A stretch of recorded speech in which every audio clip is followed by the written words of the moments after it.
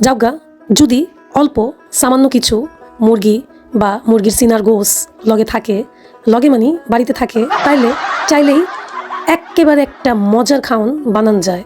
আমিও চিন্তা করলাম রোজ রোজ বা প্রায় সময় আমরা মুরগি ভুনা, মুরগির ঝোল, আলু দিয়া, টমেটো দিয়া, মানে কত রকমের মুরগি তো আমরা খাই।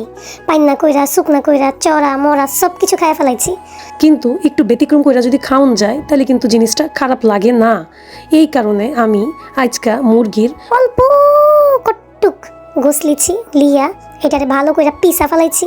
ওইটার মধ্যে সব রকমের ময় মশলা দিয়া, বেশি করে ধইনা পাতা কুচায়া, কাঁচামরিচ পেঁয়াজ দিয়া, একটা পাউরুটি ভালো করে ফাঁকি করে, একটা ডিম রে পুরা দিয়া ভালো করে মতলায়া চটকায়া গোল গোল গোল গোল গোল গুলা বানায় ফেলাইছি, মানে গোল গোল গোলগুলা।